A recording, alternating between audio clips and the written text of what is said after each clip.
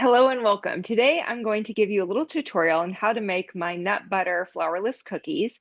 And this is a recipe that I've made many times. I've made many variations of it. It is pretty simple and produces some super tasty cookies that a lot of people tend to like. And also in the treat kind of cookie realm, it's pretty wholesome as well. And this video I'm making actually especially for a special boy named Julian. So I visit Julian and his family every summer. And this summer I brought up some of my cookies and he seemed to really like them. And I said that we could make them together. But then unfortunately, he ended up getting appendicitis. So the cookie making was out of the picture for at least a few days. So anyway, I'm going to show Julian and anybody watching how to make these really simple and wholesome and delish cookies. And here we go. So quick breakdown of what you'll need to have on hand to make these cookies. I have preheated my oven to 350 degrees. So we want oven preheated to 350 degrees. I also have a kind of medium size mixing bowl for mixing up the ingredients. A measuring cup is a good idea for sure. A cookie sheet, and I have become a fan of using parchment paper just to avoid sticking. If you don't have parchment paper, you could use butter, or I've even used coconut oil to grease the cookie sheet, but I just feel like parchment paper does make the job easier.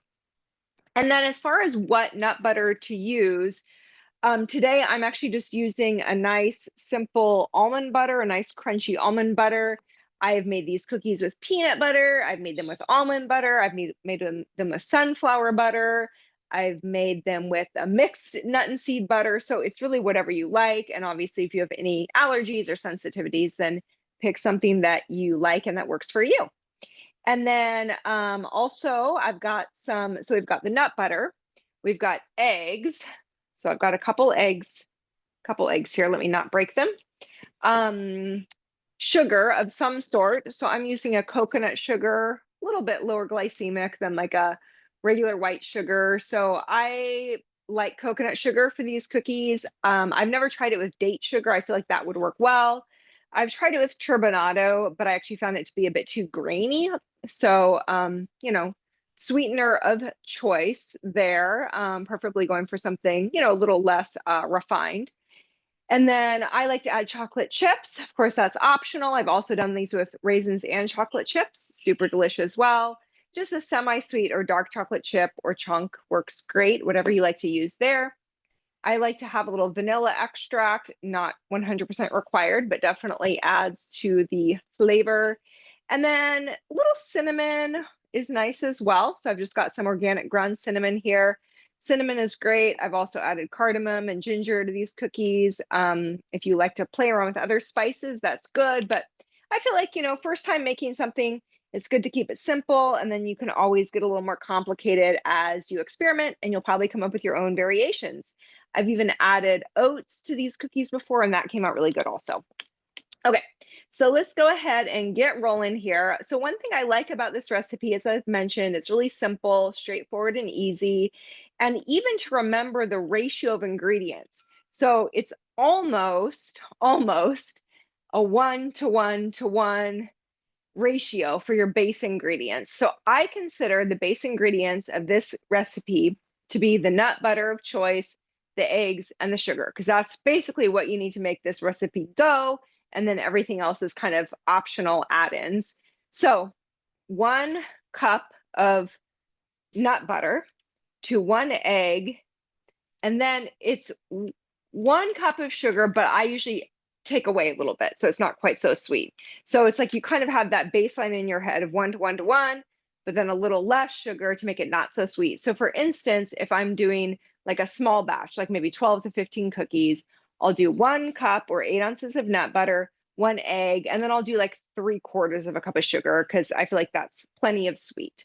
If I'm doing a larger batch, which I'm doing today, 2 cups of nut butter, 2 eggs, and then I'll do 1.5 cups of sugar. Okay, so that's the base. And then for me, chocolate chips, raisins, I just kind of do that. I eyeball it, I do it to taste. Okay, so let's get rolling here. So this is a 16-ounce jar of almond butter, which is, as we know, is 2 cups. So I'm going to use the whole thing here.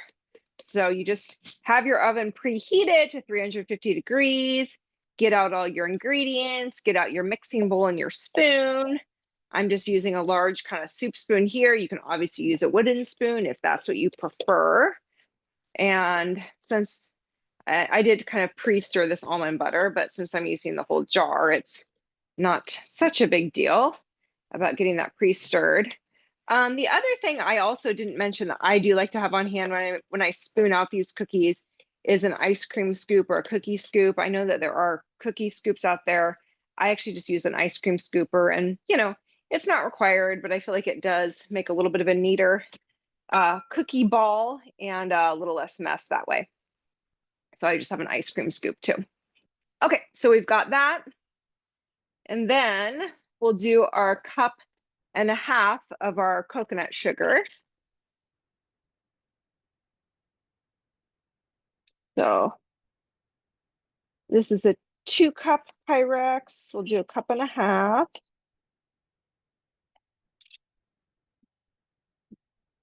So 2 cups almond butter, 1.5 cups of the coconut sugar. Let's get that mixed up.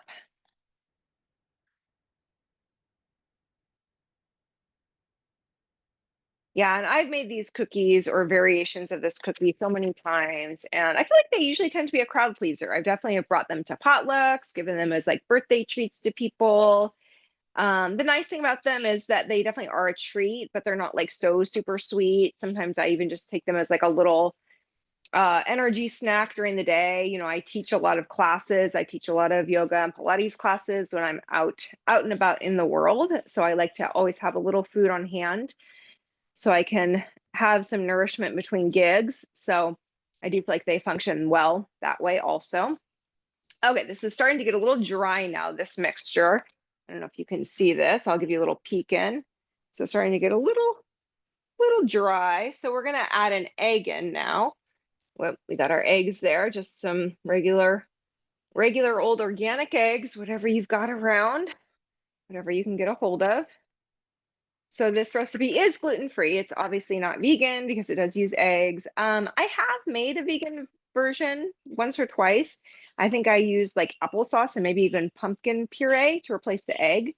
So it's possible. I haven't totally worked out the ratios for that though. So I don't know. I can't recommend it. I may have a recipe like that somewhere on my Patreon though. I don't know. I can't remember. If not, maybe one of these days I will work it out. So for my vegan friends, that can be an option for you. All right, and then let's add one more egg in here.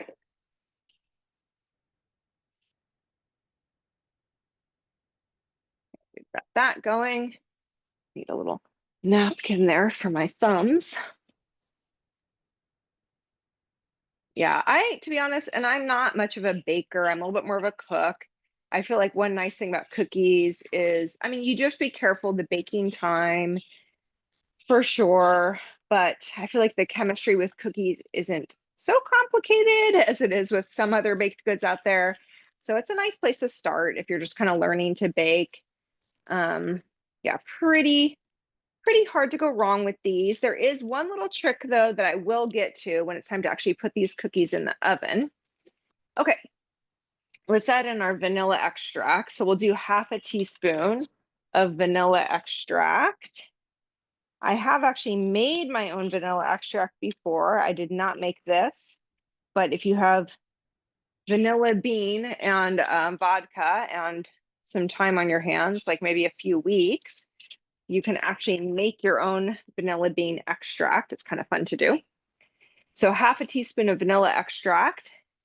And then I'm going to also add a dash of cardamom. I'm just kind of eyeballing it here. Don't go too nuts with it, but I don't know. Maybe if I were to measure something like 1/2 teaspoon would do it just for a little flavor.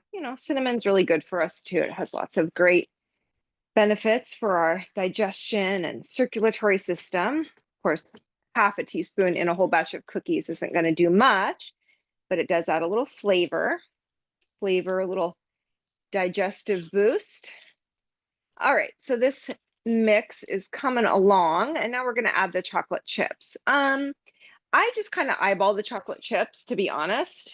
I'm not gonna add this whole thing. That would be a little bit overkill.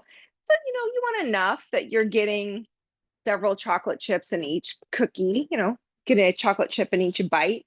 So I think you can kind of just tell. I'll show you when I'm done what the final dough looks like before I spoon these out.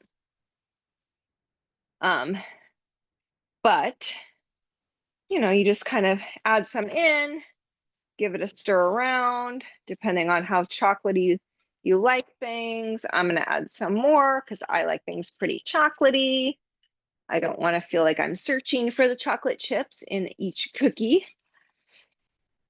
And then that's pretty good here. I'm just gonna give this a little stand up to give it some more power. And that should about do it. So I'm gonna just show you what the dough looks like here. Got a pretty good mixture. So here we've got almond butter, egg, coconut sugar, vanilla extract, cinnamon, and chocolate chips. Okay, it's time to spoon out.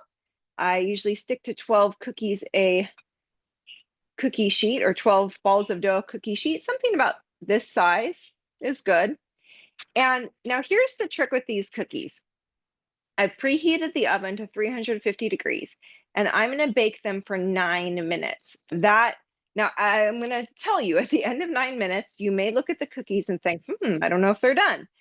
But I have found with this recipe that it's really better if you do not overbake the cookies. You almost want them to look a little bit underdone, where you're like, I'm not sure. And then the trick is, don't mess with them. Just pull them out of the oven, let them cool. You can cover them if you want, but just let them cool for I don't know, till they set, until they're edible, maybe like an hour or something. And then I find that kind of almost underbaked, it's not really underbaked, but it may seem that way. That texture actually works really well for these cookies, because it makes them like these really yummy little nut butter balls. Like they're chewy, they're moist. It's almost like a really tasty little, I don't know, energy cake or something. But I've made them where I baked them longer. They were still good, but I do feel like keeping them on the more lightly baked side definitely does the trick. So I find that 9 minutes at 350 degrees works well. Obviously, depending on your oven, you may need to either, you can use the first batch as a trial, and then you can obviously adjust as needed. I've even baked them at like 8 minutes, and that seemed to work. But on the oven with the oven I have now, 9 minutes seems perfect. Okay, so here we go. We've got a batch of delicious flourless nut butter cookies ready to go in the oven for 9 minutes at 350 degrees.